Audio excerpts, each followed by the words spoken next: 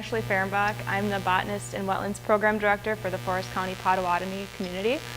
My coworkers call me Flower Power because I have a really long job title. And sometimes they call me Bull Thistle, which is appropriate. I started with the tribe in January of 2012. I came there fresh out of Green Bay, so I ran the Arboretum also. I'm originally from the Crandon area, so going back was, I didn't even know that the Potawatomi had a natural resources department, so seeing that job opening come up as I was finishing my last semester of coursework was probably a dream come true, like I could have never even imagined. But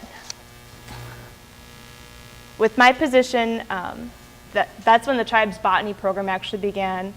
And our invasive species program first began this past summer with the funds from WCAC through the GLRI grant. So with that GLRI grant, we were able to hire 3 tribal members to do invasive species work. Our crew leader was my botany and wetlands technician who just started in April, so she came on and we thrust her right into this project of invasive species surveying. We didn't even know what we had on our lands, and I'm like, here's 14,000 acres, go. But RISC, I'm glad that Doug talked quite a bit on CWMAs. RISC is the Wild Rivers Invasive Species Coalition. It's based out of Menominee and Dickinson counties in the UP and Forest, Florence, and Marinette counties in Wisconsin. So they were quite helpful with us getting our crew members kind of educated on what different invasive species look like, different control methods. We partnered with Mo Lake a lot to kind of work together through that coalition. RISC put on a really good training because a lot of our people were really green. They didn't know what invasive species are because we don't have a lot of them on tribal lands, so we thought. But we decided that right away we wanted to get as many boots on the ground, as many eyes in the field as possible. So we put on this big training with RISC.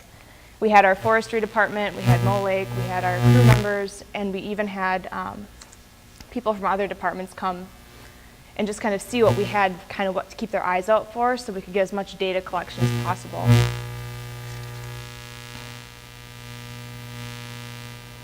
So we have approximately 14,800 acres that we surveyed this year.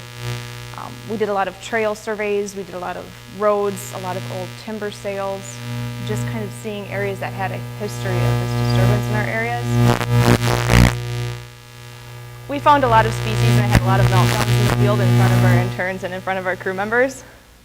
So if they heard me utter an expletive in the field, they were like, oh, what's this one? It's like they knew it was coming.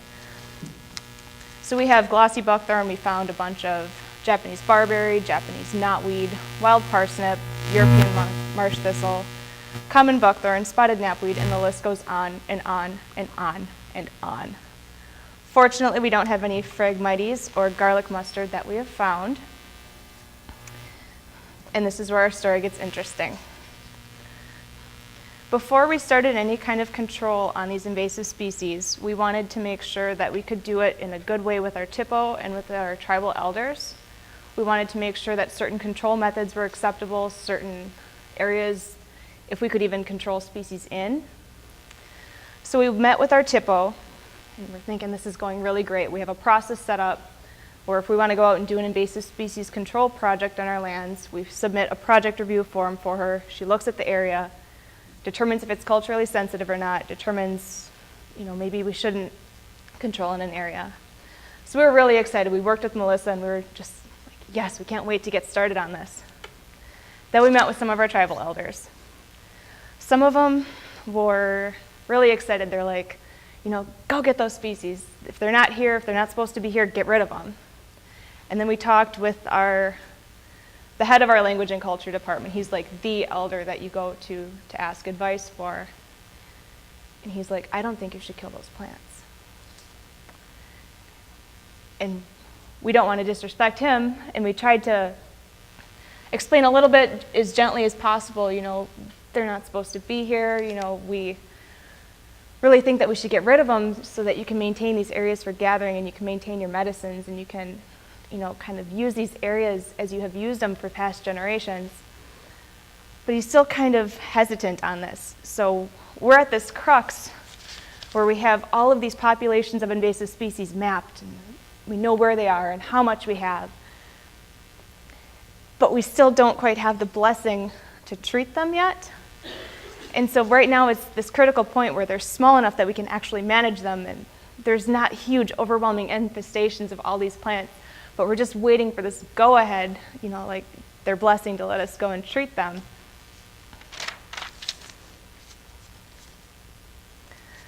So I talked to Doug. I think that was like an hour-long conversation on the phone that one day that we had. Now I was on the verge of tears. I was like, oh my gosh, how do we even begin to do this? So what we've decided to do is to continue meeting with our elders, continue disseminating as much information on invasive species as possible. Here's what other tribes are doing. Here's what other organizations are doing. This is what a kudzu infestation looks like. Just trying to make them aware that this is a problem that people are facing. Because some areas of the state, tribes go out to an area where they have historically gathered plants, and they don't have those species anymore. In Forest County, our elders go out and they can gather in the same areas that they've gathered for years and years and years. But someday they might not be so lucky, and we don't want to make them wait until it's too late to do any kind of control. We have had some small successes, not on the control front, but more or less kind of on preventative measures. We've worked with our forestry department to work it actually into our contract language with BIA timber sales that all equipment must be cleaned prior to coming onto tribal lands.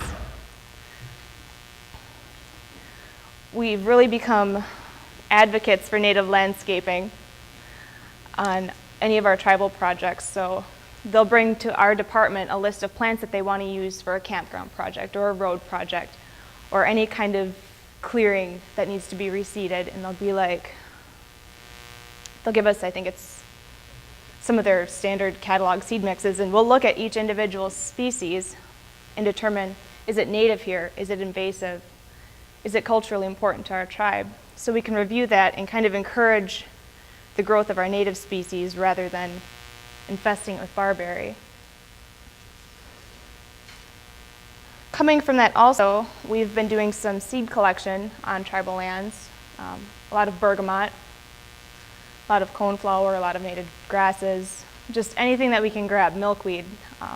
Our hope is that we'd like to have a nursery where we can go and reseed our projects, not with something that we get from a catalog that came from Iowa or Indiana, but something that came from that very same area.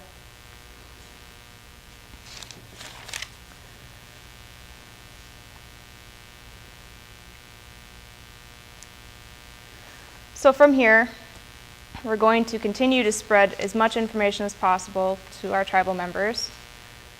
We've hired an environmental educator within our department, and she's general environmental education all around, but we're going to kind of funnel invasive species information through her, maybe to our kids, so they can go home and be like, Mom, Dad, Grandma, guess what I learned? So we can get it started young and work from there. We want to continue to meet with the elders and kind of gently as possible maybe bring them to some sites in other areas that have been invaded, or have them talk with other elders from other communities, just so that they can get that general understanding that these plants aren't here for a natural reason. They're here because of human introduction. They're here because of a disturbance. These aren't natural species. Then once we get them on board, we want to develop an invasive species management plan. I've got a copy of Doug's, and we're going to rely kind of heavily on that, using your BMPs. Then hopefully next summer, when we get our WITCAT crew back on again, we can hopefully begin treatment in the ways that are approved by our elders. That's all I have.